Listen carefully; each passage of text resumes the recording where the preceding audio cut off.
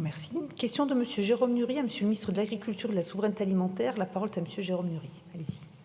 Merci Madame la Présidente. Madame le ministre, cela fait plusieurs mois que j'alerte les pouvoirs publics, les gouvernements successifs et le ministre de l'Agriculture sur la propagation de la tuberculose bovine.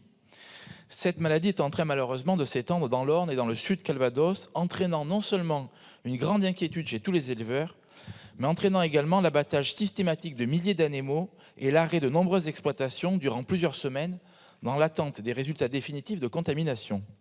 Les 2 tests disponibles sur le marché n'étant que très peu fiables, ce n'est qu'à l'abattage des bêtes suspicieuses que les résultats sont confirmés ou infirmés.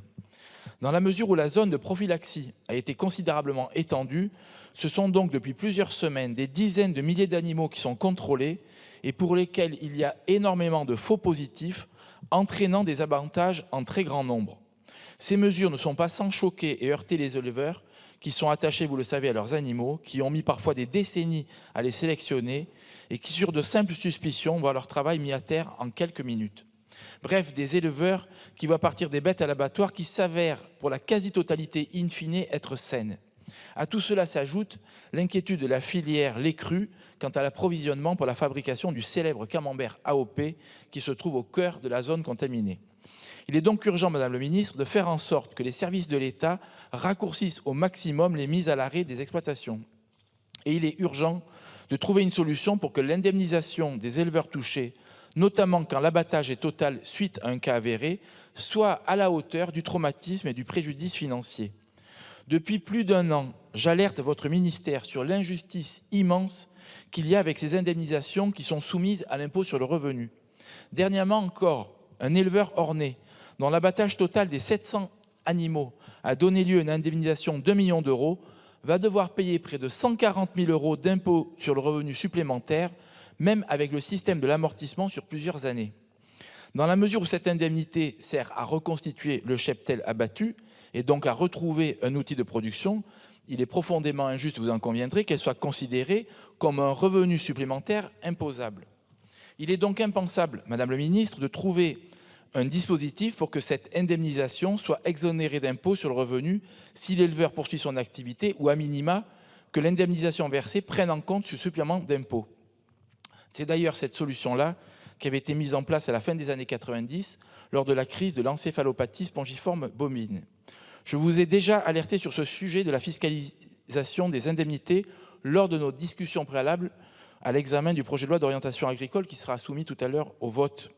Et j'ai déposé des amendements en ce sens, qui ont malheureusement été déclarés irrecevables au titre de l'article 45, car trop éloignés du texte d'origine.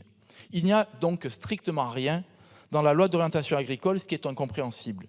C'est donc maintenant au gouvernement, à vous, dans le cadre de la navette, de faire avancer ce sujet et de le régler en introduisant des dispositions dans la LOA, ce qui ne serait que justice pour les éleveurs concernés.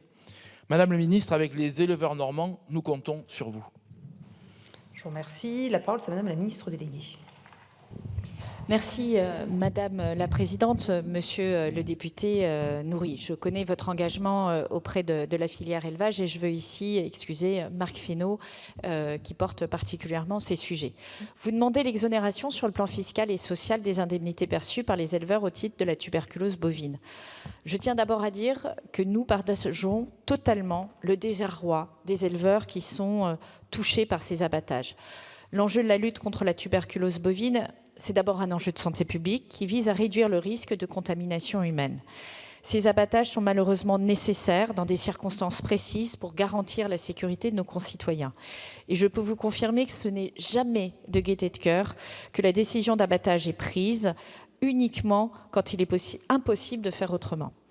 L'État mobilise, vous le savez, près de 20 millions d'euros par an pour indemniser les éleveurs et soutenir les actions de notre police sanitaire. Et en complément, 15 millions d'euros ont été annoncés dans le cadre du plan de souveraineté sur l'élevage pour faire progresser le niveau global de biosécurité dans les élevages de bovins.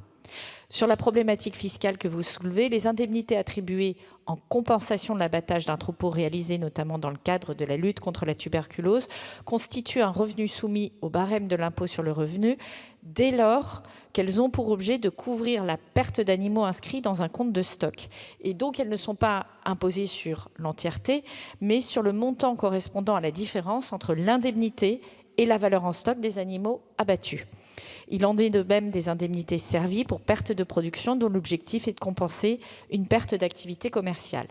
Dans le cadre de la feuille de route renouvelée de lutte contre la tuberculose 2024-2029 qui sera présentée début juillet, un groupe de travail relatif aux modalités d'indemnisation en cas de foyer de tuberculose sera lancé. Il associera tous les représentants agricoles et ses conclusions seront rendues d'ici fin 2024.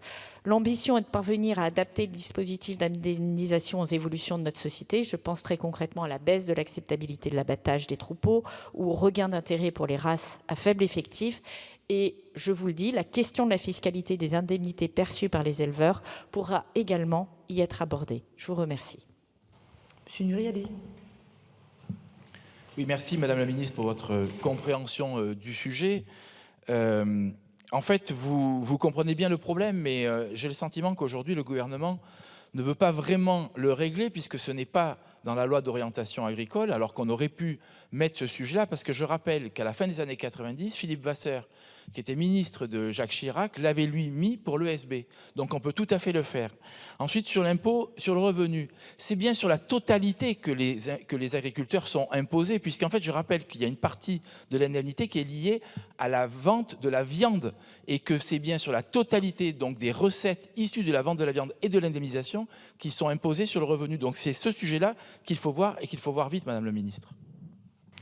Je vous remercie. Question de Monsieur Emmanuel Mandon. Monsieur